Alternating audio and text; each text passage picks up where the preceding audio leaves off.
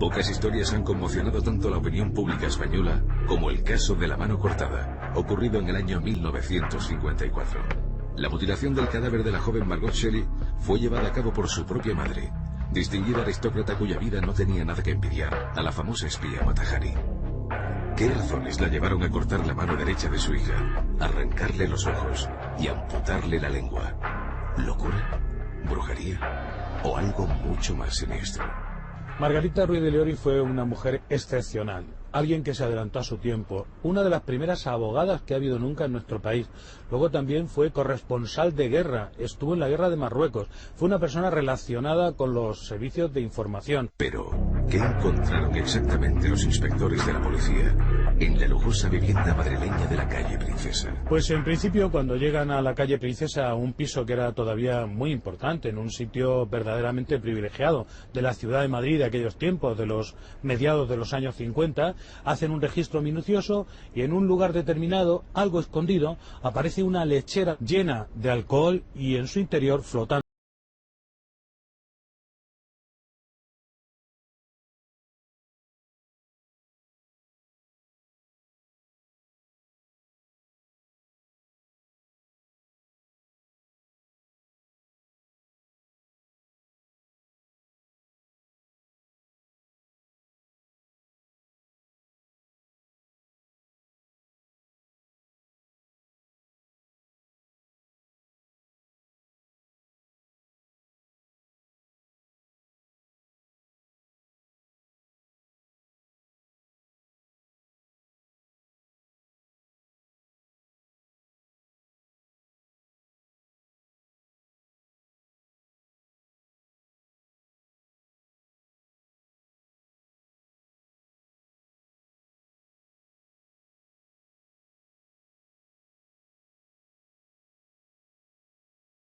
los bienes, o porque no le daba probablemente todo aquello que él le pedía, fue y la denunció por haber estado la noche del velatorio de su hija Margot, que había vivido durante mucho tiempo en Albacete y que vino enferma a Madrid. Ella le estuvo atendiendo y cuando falleció se quedó a solas velando el cuerpo, con solo algunas de sus personas más íntimas, por ejemplo, el compañero sentimental de entonces, que era un abogado llamado José María Bassols. Entre los dos hicieron algo con el cadáver, manipularon. Los demás hijos no sabían exactamente qué había sucedido y temían que el cuerpo de su hermana hubiera sido profanado. Cuarto Milenio se desplazó a Albacete para reconstruir el caso de la mano cortada. En esta localidad manchega continuaba una trama digna de novela. Allí, en su silencioso cementerio, reposan los restos de la enigmática marquesa. Hombre, ella se jactaba de ser una de las pocas mujeres que llamaba de tú al dictador delante del público. Y otra de las cosas que hacía era decir que era de las pocas personas que había tenido relaciones con la creminata de la clase dirigente que había en Europa y en América. Pues en Albacete empiezan a verse dos personas altas, rubias, y en esa época sale el tema humo a la calle. Y se cree, en principio decían las cartas sumitas que eran supuestos extraterrestres que vivían, pero todos los hechos apuntan a que eran médicos nazis huidos de la justicia. El impacto de la mutilación de Margot Shelley se ha perpetuado en el tiempo, y aún hoy se trata de un absoluto tabú en la ciudad de Albacete.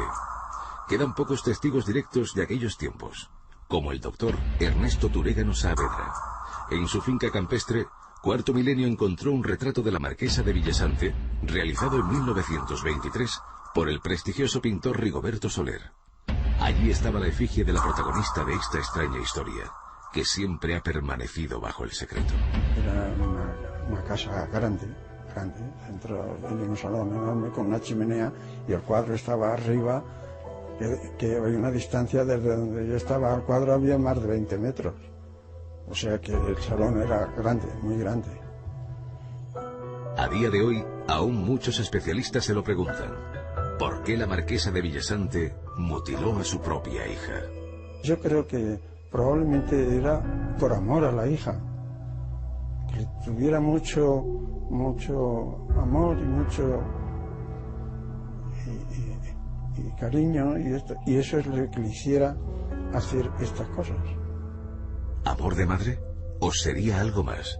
Según contaban en Albacete, la marquesa de Villasante no se llevaba demasiado bien con su hija, persona muy religiosa y recatada, de talante muy distinto al de la marquesa.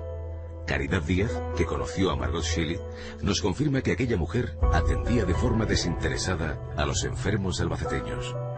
Muy buena, muy feota, rubia, que tenía el pelo de panocha y muchas pecas, pero era la mejor persona que había. Abundio Díaz Verdú, marido de Caridad, también recuerda a la hija de la marquesa a pesar del tiempo transcurrido, a quien tenía alquilado uno de los sótanos para la maduración de plátanos y frutas.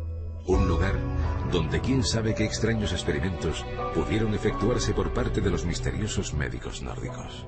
Yo la conocía, yo con ella, que he hablado un par de veces. La mujer era una mujer muy amable, una mujer muy, se veía una gran mujer, caritativa. Ella, yo lo que le veía, yo no he tratado con ella mucho tiempo, pero la caritativa era una buena mujer. Lo que sabía de ella, entrada y salida, normal como otra mujer que normal. Abundio, como si el recuerdo fuese imposible de borrar, nos desvela las extrañas costumbres de la marquesa de Villasante. Ella tenía perros, animales, ella, y los cuidaba muy bien. Por decirte que cuando la pusilina, la pedilina, ¿sabes? Ella, pues, según decían, compraba ella, cuando no se conocía, si ya se daba, que habían sacado la penicilina, que todo aquello, ella la tenía para curar los perros. En febrero de 1968, casi 3 meses antes de la muerte de la marquesa, la entonces adolescente Rosa Villada y un grupo de amigas decidieron entrar clandestinamente en la casa precintada. Pasamos directamente a un despacho que tenía muchas cosas tiradas por el suelo, muchos libros. Lo que más nos llamaba la atención era la cantidad de libros que había y la cantidad de imágenes. En esa habitación había como 10 o 12 imágenes de vírgenes, de santos, algunas con la cabeza cortada porque estaban en el suelo. En aquella excursión clandestina se encontró algo que las dejó heladas de miedo. Y entonces había pues una lámpara de quirófano, un armarito o dos blancos con instrumental quirúrgico, con tijeras, pinzas. Aquellas escenas eran difíciles de explicar. Un mundo tenebroso y oscuro en pleno subsuelo. Un lugar terrorífico que ellas habían profanado.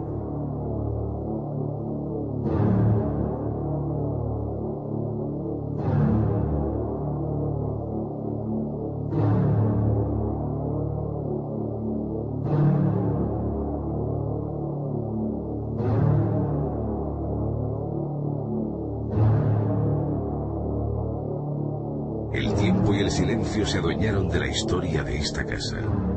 Ya en los años 70, el asunto de la mano cortada se mezclaría con otro enigma polémico y turbulento. El llamado Caso Humo. Una trama jamás aclarada del todo y en el que diversos grupos sociales creyeron mantener contacto con seres extraterrestres a través de misteriosas cartas mecanografiadas que ofrecían diversas informaciones sobre la vida de un mundo lejano. Cartas con un extraño signo y que también se referían a los sucesos ocurridos en la casa de la marquesa. En esta reunión nos dieron fotocopias de unas cartas de unos supuestos extraterrestres que se autodenominaban humitas, decían que venían de un planeta llamado Humo y decían que habían estado en Albacete acogidos por la marquesa de Villasante en su casa durante un tiempo y que en el sótano de esta casa hacían experimentos con animales. En estas cartas, estos supuestos extraterrestres decían también que Margot, la hija de la marquesa, había muerto porque se había contagiado de un virus que no tenía origen terrestre y no habían podido salvarla. A mí todo esto lo que me llevó a deducir en aquella época es que esta mujer que había vivido en África lo que realizó fue un ritual, quizás no sé si de magia negra, no sé si relacionado con la muerte, necrofílico, no sé de qué tipo, pero un ritual con la hija, puesto que su manipulación con los animales, el hecho de tener el lagarto, lagartijas, serpientes y todo esto. A mí aquello lo que me sonaba era a algún tipo de ritual del tiempo que ella pasó en África, de haber pertenecido a alguna secta o por lo menos de haber hecho este tipo de rituales. Han pasado 50 largos años y nadie ha logrado aclarar qué sucedió con aquella mujer mutilada, ni con los misteriosos doctores que pululaban por la tranquila ciudad de Albacete, ni por supuesto qué escondían aquellos sótanos oscuros repletos de material quirúrgico. Hoy todo se presenta horroroso, como una vieja novela difícil de creer, una novela sin embargo llena de cruda y enigmática verdad.